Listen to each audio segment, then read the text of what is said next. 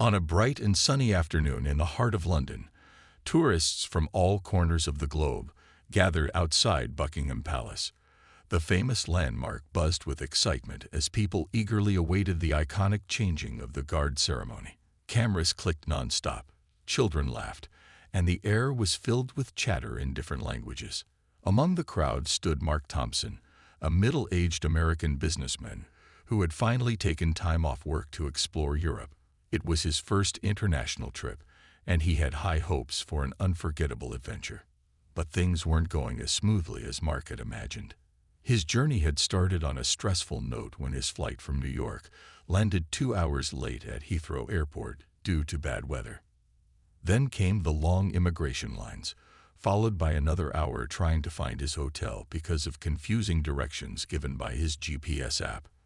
By the time he reached central London, exhaustion weighed heavily on him, and his patience was already wearing thin. Adding to his frustration was the overwhelming number of people around Buckingham Palace. The sidewalks were packed, making it hard to move without bumping into someone. As Mark squeezed through the throng, someone accidentally stepped on his foot, causing sharp pain to shoot up his leg. He winced but didn't say anything, knowing it wasn't intentional. However, this small incident seemed to chip away at what little calm he had left. The wait for the ceremony felt endless. Mark checked his watch repeatedly, growing more annoyed with each passing minute. His shoulders tensed as he shifted uncomfortably under the weight of his backpack. Around him, families laughed and shared snacks, while couples posed for selfies against the palace gates. To most people, the atmosphere was lively and festive, but not to Mark. Every cheer or shout from the crowd grated on his nerves, and every push or nudge made him clench his fists tighter. When the royal guards finally appeared, dressed in their striking red tunics and towering bearskin hats, the crowd erupted into applause. Cheers echoed through the square, and cameras flashed like strobe lights. For many, this was the highlight of their trip, a chance to witness British tradition up close. But for Mark, the noise only added to his growing headache. Instead of feeling awe, he felt trapped in a chaotic sea of strangers who seemed oblivious to his discomfort. Just then, a young boy playing near the fence kicked up some sand, sending tiny grains flying onto Mark's shiny leather shoes. At first, Mark tried to brush it off, muttering under his breath about careless kids. But when he looked up and saw the child's parents laughing nearby without noticing what had happened, something inside him snapped. All the stress, fatigue, and irritation boiled over, clouding his judgment. His face turned red, and his jaw tightened as anger surged through him. Unbeknownst to Mark, this moment would set off a chain of events that would change his life forever. Little did he know, his impulsive reaction would become the talk of the town, and not in a good way. As the cheers of the crowd grew louder, Mark's frustration reached its breaking point. The young boy who had kicked sand onto his shoes was now laughing with his friends, completely unaware of the chaos he caused in Mark's mind. Mark glanced at the parents again, hoping they might notice and apologize, but they were busy taking pictures of the guards, their smiles wide and carefree. To Mark, it felt like a personal insult, an added layer of indifference to an already unbearable day. His eyes darted around, searching for someone or something to blame. The noise of the crowd pressed against him, suffocating and relentless. Every laugh, every cheer, and every camera click seemed to mock his growing anger. He clenched his fists so tightly that his nails dug into his palms, but the pain did little to calm him down. Instead, it fueled his irritation even more, turning his thoughts into a whirlwind of resentment. In that moment, Mark's gaze landed on one of the royal guards standing nearby. The guard was motionless, his posture perfectly straight, his face expressionless beneath the towering bearskin hat. To most people, this image symbolized discipline and tradition, a living piece of history. But to Mark, it represented everything he hated about the situation. The guard's stoic presence felt maddeningly indifferent, as if nothing could shake him, not even Mark's obvious distress. Mark's mind raced. Why does everyone here act like they don't care? he thought bitterly. They're all just standing there, enjoying themselves while I'm stuck dealing with this mess. His logic was clouded by anger, and before he could stop himself, an idea formed in his head, one reckless enough to match his mood. Without thinking twice, he bent down, scooped up a handful of sand from the ground, and hurled it directly at the guard. The sand hit the guard square in the face, clinging to his uniform and scattering across his chest. For a brief second, time seemed to freeze. The chatter of the crowd died down, replaced by stunned silence. Then came gasps and murmurs as people realized what had just happened. Phones were raised instantly, capturing the scene from every angle. Some tourists looked horrified, others amused, but all eyes were fixed on Mark and the guard. To Mark's surprise, the guard didn't flinch. Not a single muscle moved in his face. It was as though nothing had happened. His training ensured that no matter the provocation, he would remain composed. But Mark wasn't prepared for what came next. Another guard, stationed a few feet away, turned sharply toward him. His voice cut through the air like a blade, sharp and authoritative. "Sir, step aside immediately." Panic began to creep into Mark's chest, but his pride refused to let him back down. "What's the big deal?" he snapped loudly, glaring at the guards. "It's just sand." His words only drew more attention, and now dozens of phones were pointed at him, recording his reaction. People whispered among themselves, some shaking their heads in disbelief, others smirking at the absurdity of the situation. The commotion quickly attracted additional guards, who moved swiftly to contain the disruption. One of them stepped forward, speaking firmly but calmly. "You will come with us," he said, leaving no room for argument. Mark hesitated, his earlier bravado fading as reality set in. He looked around, realizing how many people were watching and judging him. His cheeks burned with embarrassment, but it was too late to undo what he'd done. As the guards closed in, Mark felt a sinking sensation in his stomach. What had started as a petty act of frustration had spiraled out of control in mere seconds. He hadn't intended to cause such a scene. He simply wanted to vent his anger. Now, surrounded by stern-faced guards and a sea of onlookers, he began to understand the gravity of his actions. But understanding wouldn't be enough to undo the consequences waiting for him. The moment the guards closed in, Mark felt a wave of panic wash over him. His heart pounded in his chest as he realized the enormity of what he had just done. The sand he'd thrown was now scattered across the guard's uniform, but it might as well have been cement weighing him down. He glanced around desperately, hoping someone, anyone, might step forward to defend him or explain that this was all just a big misunderstanding. But no one did.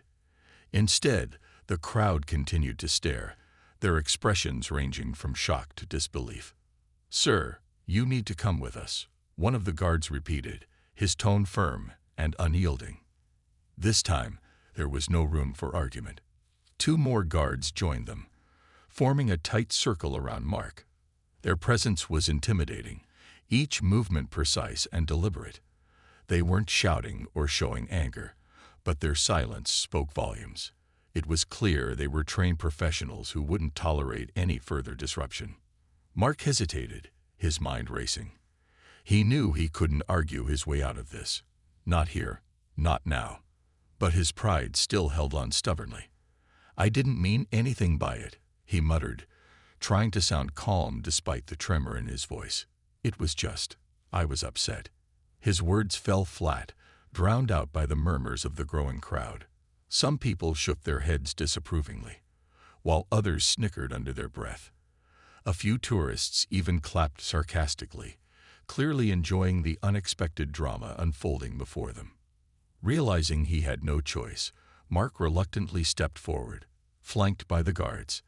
As they led him away from the scene, cameras flashed and phones followed his every move. He kept his head down, avoiding eye contact with anyone, but he could feel the weight of hundreds of eyes on him. Each step felt heavier than the last, as if the ground beneath him was pulling him deeper into a hole of regret and shame. Once they were out of sight of the main crowd, The guards stopped near a side entrance to Buckingham Palace.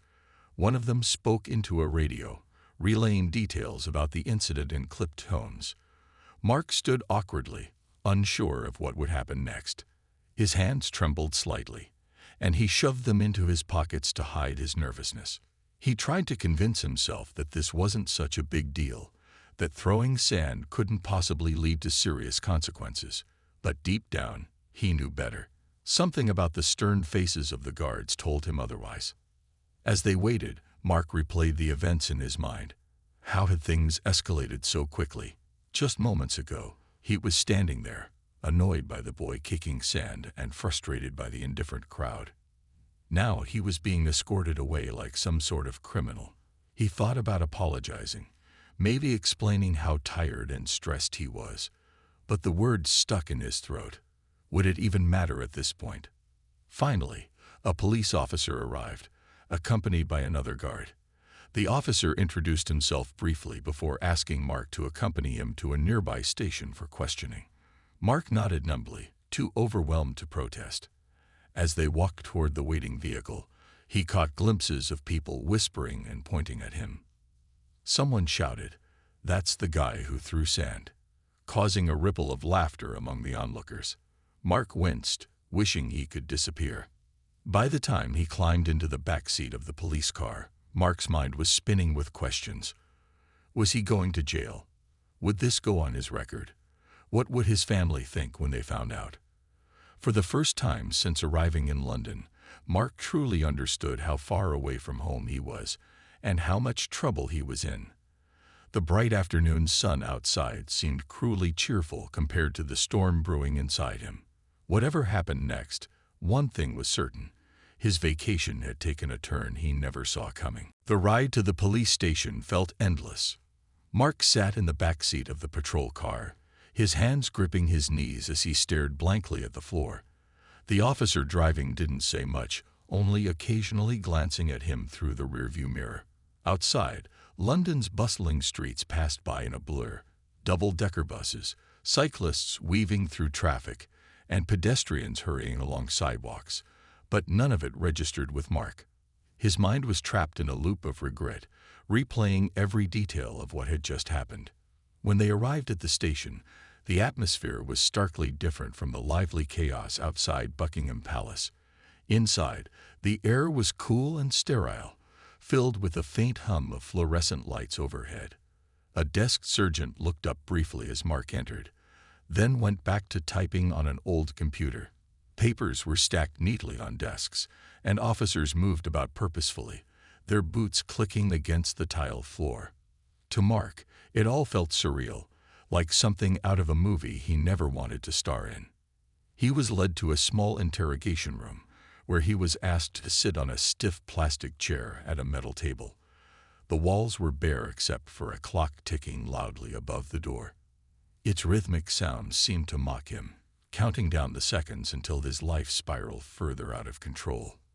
An officer joined him shortly after, introducing himself as Detective Harris. He was calm and professional, but there was no warmth in his demeanor. "Let's start from the beginning," Detective Harris said, pulling out a notepad. "Can you tell me why you threw sand at the guard?" Mark hesitated, unsure how to explain something he barely understood himself.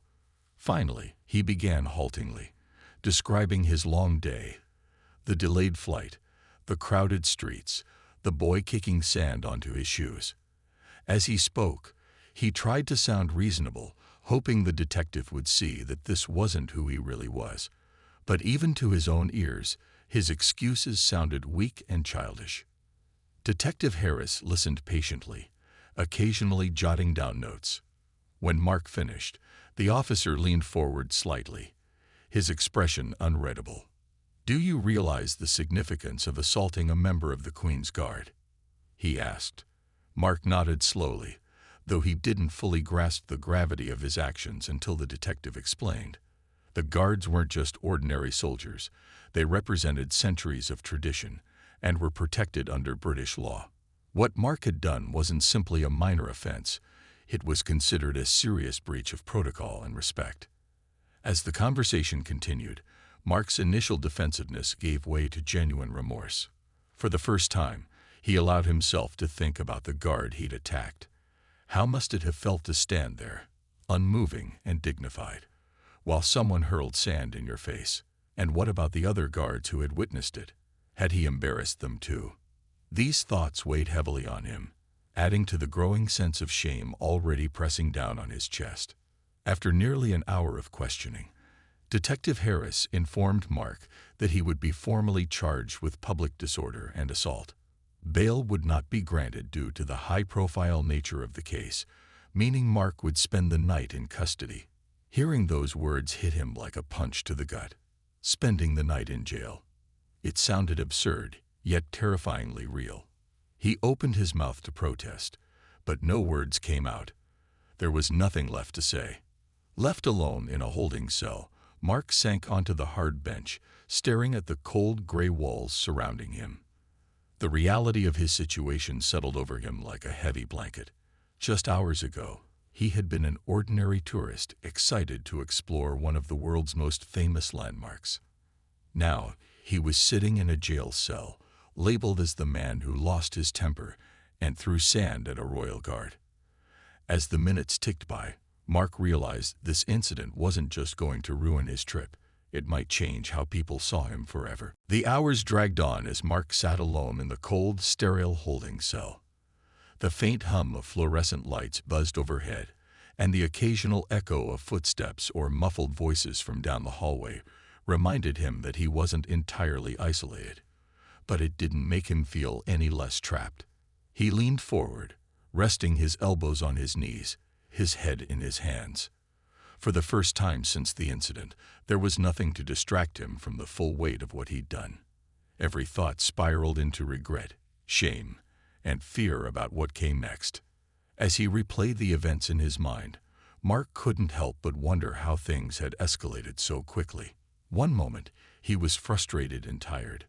The next, he was sitting in a jail cell, labeled as someone who had disrespected one of Britain's oldest traditions. His chest tightened as he imagined the headlines. American tourist assaults royal guard. Would people back home see the story? What would his coworkers think? His family? The mere idea of explaining this to anyone made his stomach churn. Just then, the heavy metal door creaked open, and Detective Harris returned, accompanied by another officer carrying a clipboard. They stood at the entrance, their expressions neutral but firm. "Mr. Thompson," Detective Harris began, "you're being formally charged with public disorder and assault. Given the circumstances, bail has been denied for now. You'll remain here overnight before your court appearance tomorrow morning." Mark swallowed hard, his throat dry. "But I didn't mean to hurt anyone," he stammered, desperation creeping into his voice. "It was just sand. I wasn't thinking straight. I swear, I didn't know it was such a big deal." Detective Harris nodded slowly, his tone calm but unwavering. "I understand you may not have intended harm, but actions have consequences. These guards are symbols of national pride and tradition. Attacking one isn't just seen as an individual offense, it's viewed as disrespectful to the institution they represent. That's why this situation is being taken seriously." The words hit Mark like a hammer. He realized now that his impulsive act hadn't just affected him or the guard. It had touched something much larger than himself. It wasn't just about throwing sand anymore.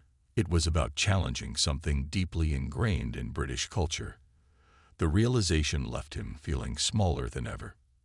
After the officers left, Mark slumped back onto the bench, staring blankly at the wall. His phone had been confiscated earlier, leaving him completely disconnected from the outside world. Without the distraction of social media or messages from loved ones, his thoughts turned inward. He thought about his wife and kids back in America, wondering if they'd heard about the incident yet. If they had, what must they be thinking? Would they believe he'd acted out of character, or would they question whether this behavior reflected deeper issues within him? His mind also wandered to the viral nature of modern news. By now, videos of the incident were probably circulating online, shared and reshared by thousands of people. Strangers around the world were likely laughing, judging, or criticizing him without knowing anything beyond those few chaotic seconds. The thought sent a fresh wave of humiliation crashing over him. How could he possibly face all those eyes when he finally stepped back into the public sphere? Despite everything, though, Mark found himself reflecting more deeply. This trip had started off stressful, sure, but none of that excused his behavior. Somewhere along the way, he'd let frustration override reason. And now, he was paying the price. As uncomfortable as the holding cell was, it gave him space to confront these truths. Maybe, he thought bitterly, this was exactly where he needed to be right now. Hours passed, marked only by the steady ticking of the clock.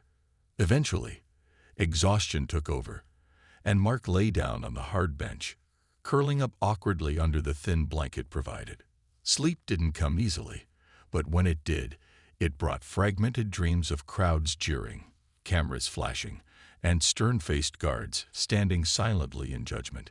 Even in sleep, there was no escape from the reality waiting for him outside the cell walls. The next morning, Mark was woken by the sound of keys jingling and the heavy clank of the cell door being unlocked. An officer stood in the doorway, his face unreadable as he instructed Mark to follow him.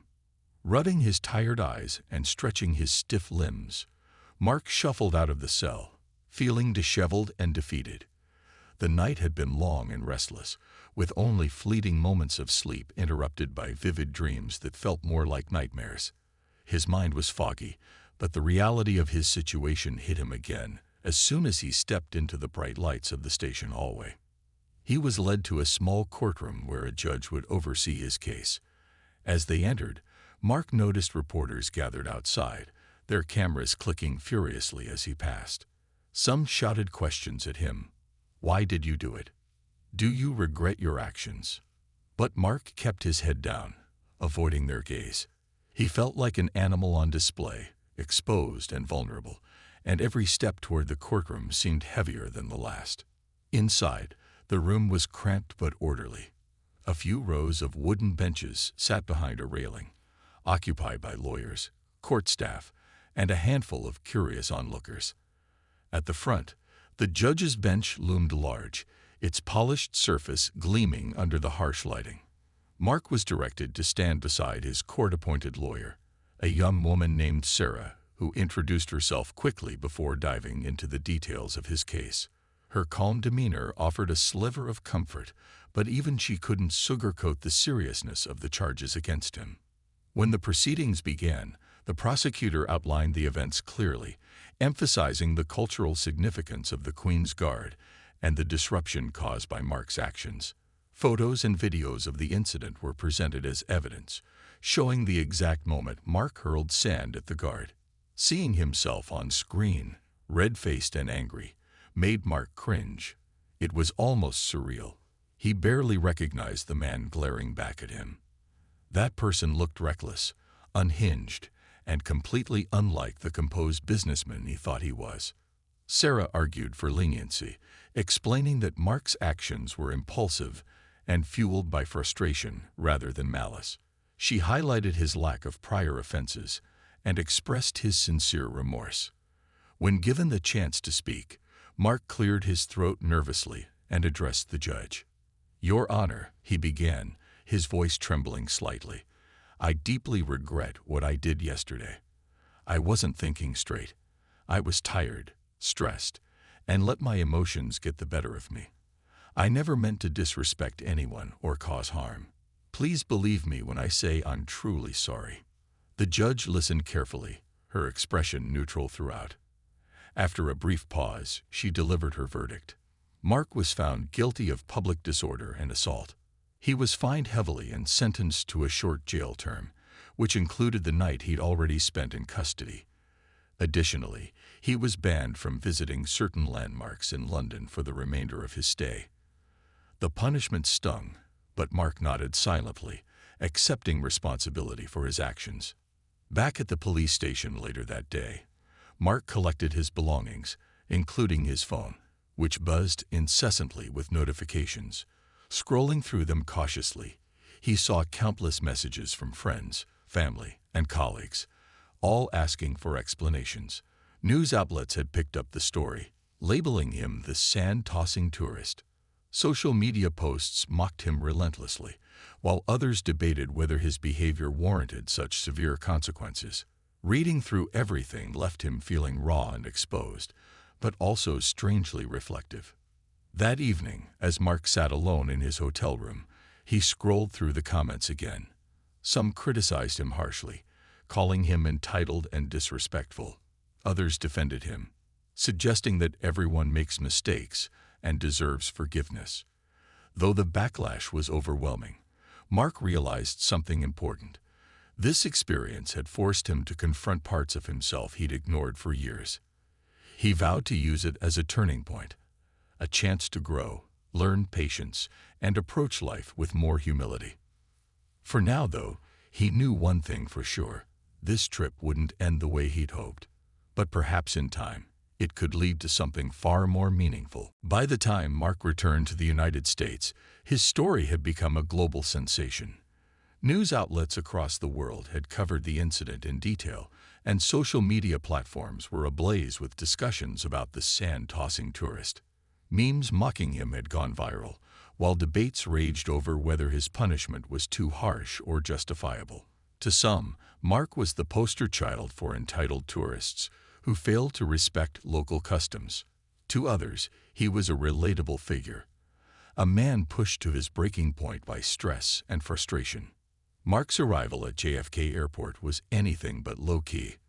Reporters swarmed the terminal, shoving microphones in his face and shouting questions as he walked through the arrivals gate. Cameras flashed relentlessly, capturing every awkward step and strained expression. Mark kept his head down, clutching his carry-on bag tightly as he tried to push past the crowd. His lawyer had advised him not to give any statements until things died down, but the sheer intensity of the attention made it hard to stay composed. For a brief moment, he considered turning back around, but there was no escape now. He was home, yet far from safe. Once he finally escaped the airport chaos, Mark retreated to his suburban house, where his wife and 2 teenage kids waited anxiously. Their faces said it all: shock, disappointment, and a hint of embarrassment. His youngest son even muttered under his breath, "Dad, you're kind of famous now," before quickly retreating upstairs. Sitting in the living room, surrounded by family, Mark felt the weight of their judgment pressing down on him. He apologized profusely, explaining how everything had spiraled out of control so quickly. While they listened quietly, their expressions revealed a mix of sympathy and disbelief. The days that followed were no easier. Mark's employer issued a public statement distancing themselves from his actions, emphasizing that his behavior did not reflect company values. Friends called to check on him, though many seemed more curious than supportive. Some offered words of encouragement, telling him that everyone makes mistakes, while others couldn't resist teasing him about becoming an internet meme. Even his neighbors whispered behind closed doors, casting sidelong glances whenever he stepped outside. Despite the overwhelming negativity, Mark found pockets of compassion amid the criticism. A few strangers online defended him, arguing that labeling someone based on one reckless act was unfair. One particularly moving comment read, "We've all lost our cool at some point.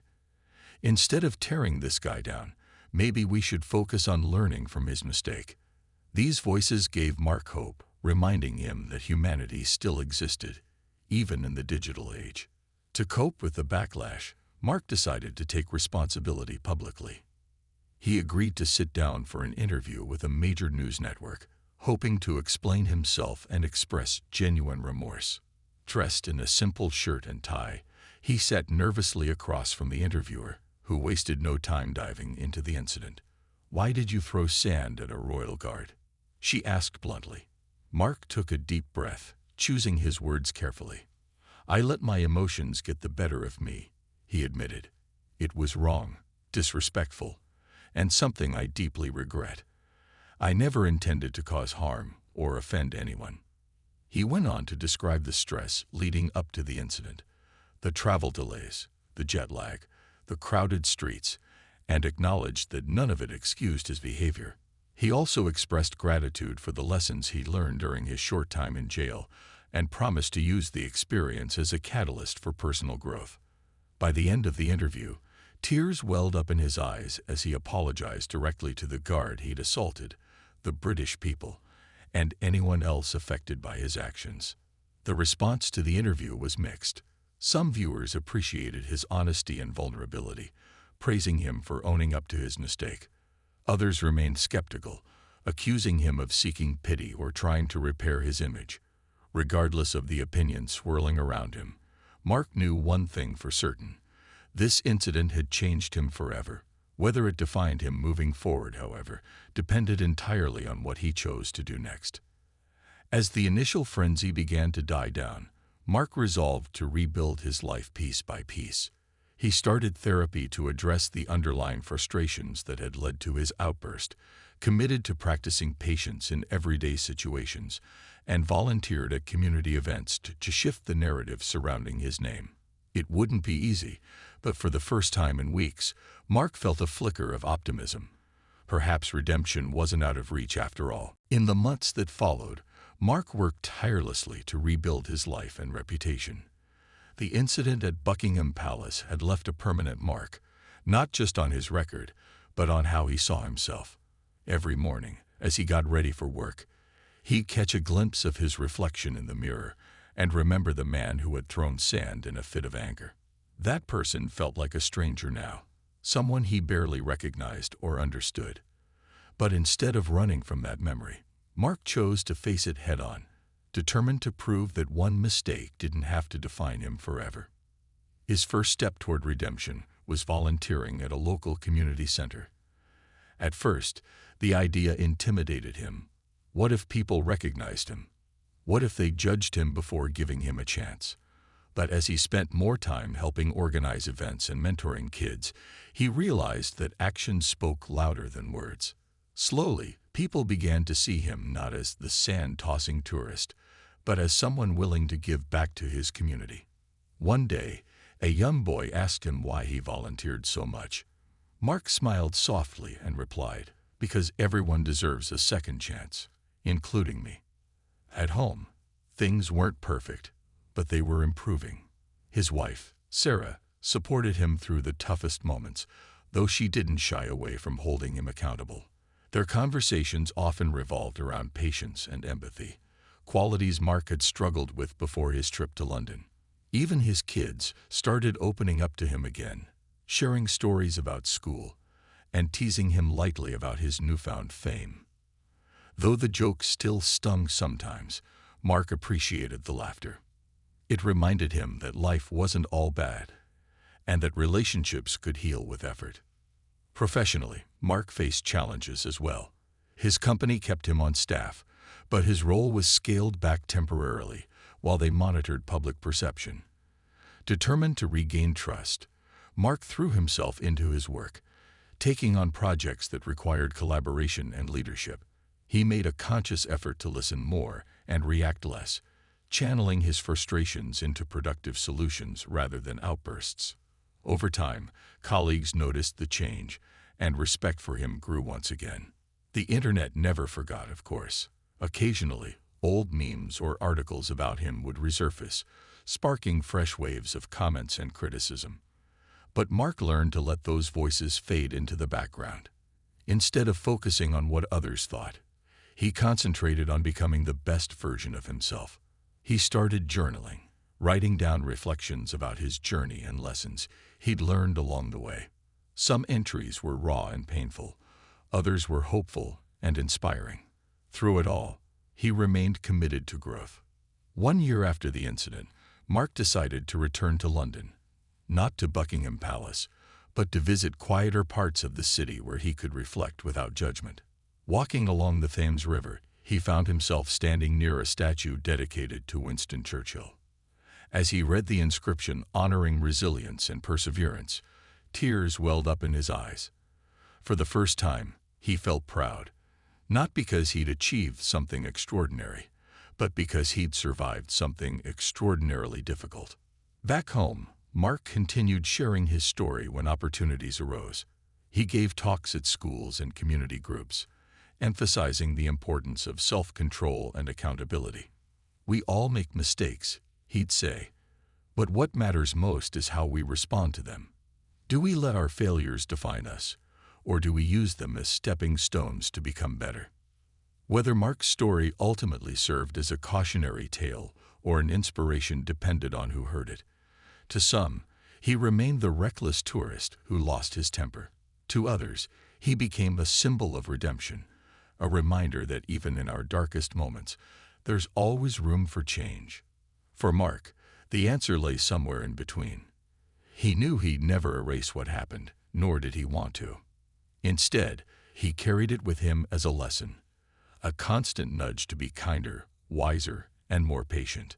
As he stood by the riverbank watching the sun dip below the horizon, Mark whispered to himself, "I'm not the same person I was a year ago, and that's okay."